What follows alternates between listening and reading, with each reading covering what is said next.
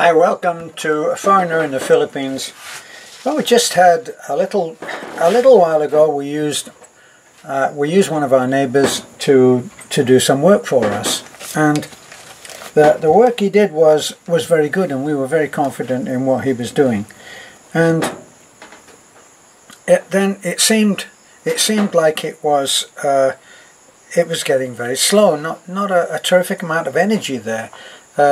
Maybe it was because the work had its difficulties. We're really not sure about that. I mean, what's difficult to one person is an inspirational adrenaline rush to another, so we were never quite sure about that. Now, when other people noticed that it was slow, here's the difference. This is what living in the culture of the Philippines amounts to. Right, we're up in the mountains, and so obviously, by definition, the people that live here are mountain folk, and they are farmers. They are people who have, through their own resilience and resourcefulness, have learned other skills and other trades in order to support their families. So we have a difficult choice if I think like an expat. Like if I tell this to any expat, I know what would happen. They would say, well, if the work is not progressing fast enough, then you have to do something about that. What difference does it make if work is not progressing well? Well, when you look at a job and you need something done, you have a look at the idea of, well, it will take so many hours to do that. And most people have a rough idea. I mean, for instance, if you're having a door frame and a door fitted, you don't have to be a carpenter to know that it probably is going to take the entire day. So you would budget for the entire day, with the possibility that it might take another half day, or even double the time.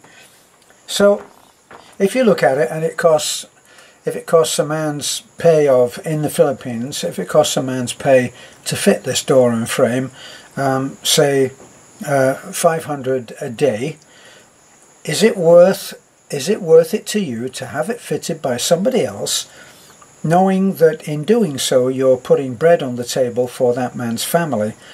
Well, he's putting bread on the table by the sweat of his brow, but you would have to say, yes, it's worth 1,000 pesos for me to have the door fitted. I would think that even at 1,000 pesos, then that would be a fair exchange of money for labour.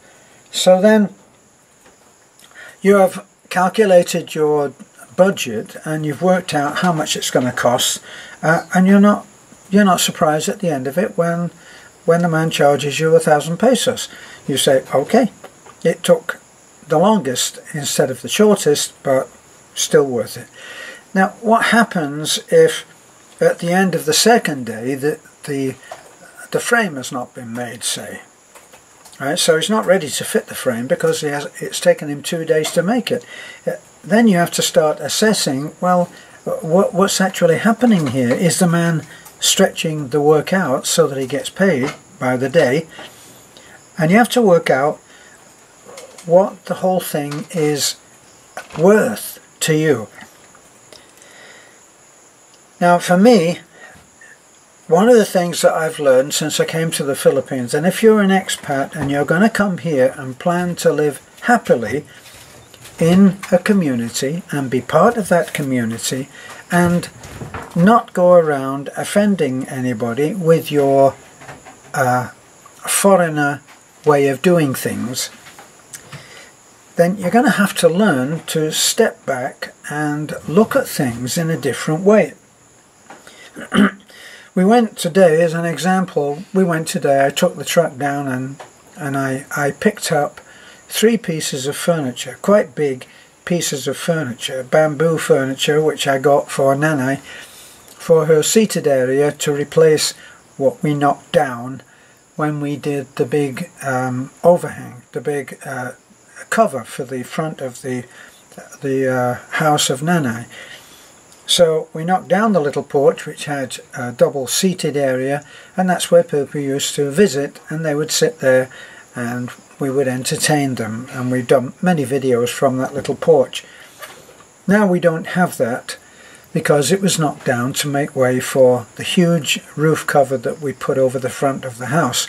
So now I decided, well, we found this place where they make very nice furniture and it's not terrifically expensive, so go down there and we pay the man and we look at the furniture, and it's as beautiful as the one that we put in our swimming pool deck, and we were very happy. Now I start to tie the thing on, and I know how it should be tied on my own truck, and I brought the rope that would do it. But the men who are employed down there, it's like a family business where they make the furniture, and they bring it out and they lift it. It's heavy. 2 guys, 3 guys help, and they lift the thing on. And then it's going to be tied on. Well, it's one rope that's going to have to be tied on in a special way, and I know how to do it, and I'm in the process of doing it myself. And the man comes up and nicely takes the rope from me and starts to do the job. Now, a lot of expats would require to be in charge of that, right? And it gets down to, what kind of a life do you want? Do you want to say, no, I'm going to do this, and then the people who have offered their help, who are doing this all the time, they're making furniture, loading it onto trucks all the time, so they know what they're doing. So do you want to be in charge, or do you want to be part of the community? Really that amounts to the decision. So I step back and say, Salamat, thank you. Very kind of you to do that. And then I watch them do it, and then they shake it and rattle it, make sure that it's secure, and off we go. So I've made a decision to allow someone else to do something that I perhaps would have preferred to do myself, and it gets done, and it gets done properly, efficiently, and with some care. I fitted in with the community is how I see it. I've allowed them to do that. Maybe I could boast of leading from behind. So that's one way of fitting in. Now let's look at this tricky problem, a problem of diplomacy with a neighbour, which happened a little while ago, shall we say. So I'm looking at the work. It's good work, and the man is pleasant, and we know his family. We know his wife. She goes to the same church that we go to, and so does he. He has helped me before, selflessly. When I was locked out of my truck, he helped and helped until we got into the truck. His 2 children come to us to ride in the truck to church, and then they come home, and sometimes if we don't come home straight away, we might drive into Talabon with the whole family, and they will come with us, and they'll come and they'll be part of our family for that time. Nobody worries about them. They know that the parents know that they're with us, so there we are.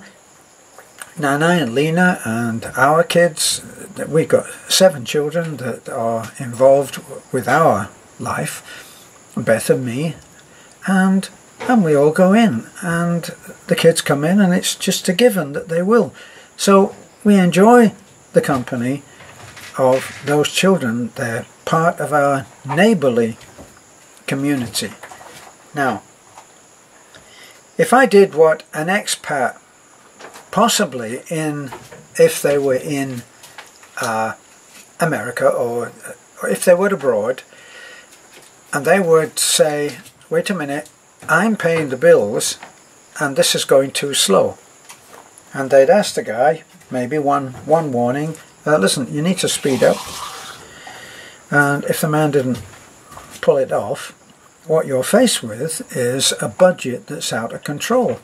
So if you thought it was going to take 7 days or 2 days or 5 days, and now suddenly you're looking at the work and you're calculating, well, if he did this on that kind of time frame, looking at the rest of the work, this is going to go into another 7 or 8 days, and that's way out of budget. What was my take on it was, if we said to the guy, sorry, we're going to have to get somebody else in.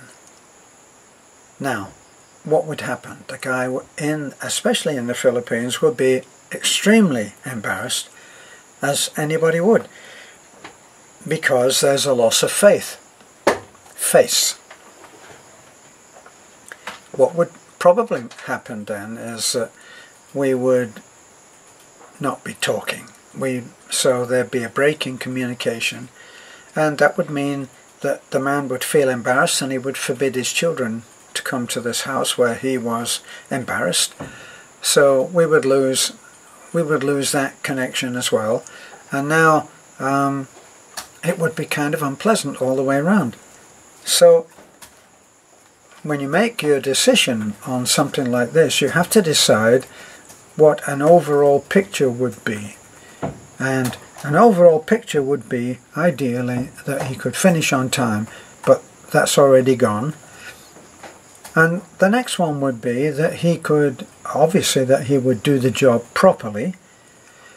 Now, what else is at risk? You're going to lose a friend and a neighbour, and you're going to lose the benefit. Not only are you going to lose the joy that having two lovely kids who are going to come and play with your kids and be part of your kind of extended family community, they are going to lose as well.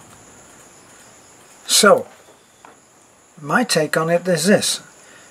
Is the work good? Yes, it is. So we'll bear the cost. We'll bear the cost. We'll keep the joy of a friendship and good neighbours. The kids will still come round and see us and play. We'll still take them to church, and everybody will be on good terms. It's just the money that's out, and the money is really not that important. If you really could not come up with the extra money, then you would have to say to your neighbour, I can't pay any more. So he would understand that in fact you couldn't afford to pay him what was needed for the rest of the job. But he wouldn't expect that as you walked down, as he got on his bike and rode away, that you were fixing somebody else to do the job. And you were really, if you were trying to save face for that man, you would actually say, once we get a little more money, we'll call you back and get you to finish the job. And you would do that, because that's honest. So, this is how you would do it differently here. When I lived in Fort Myers, I lived in a street where I actually didn't know the first name of more than about 2 neighbours.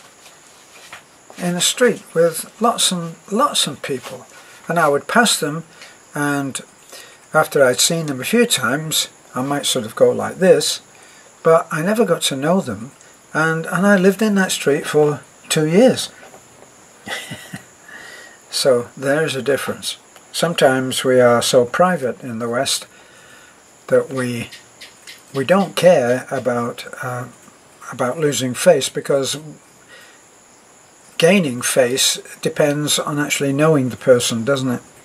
So you have friends, you don't want to offend them. That's what diplomacy is about.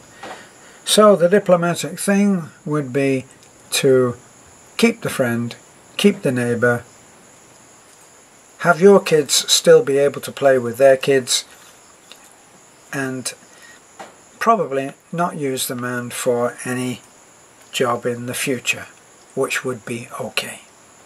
That's your choice. This is a foreigner in the Philippines. We're talking really about maybe about war and peace. Someone always used to suggest that my talks were like, oh God, not war and peace again, because it took me a long time to get there. We kept this to, let me see, I'm squinting, 15 minutes. Not so bad. Thanks for looking in. This is a foreigner in the Philippines trying to keep good with the neighbours. Bye for now.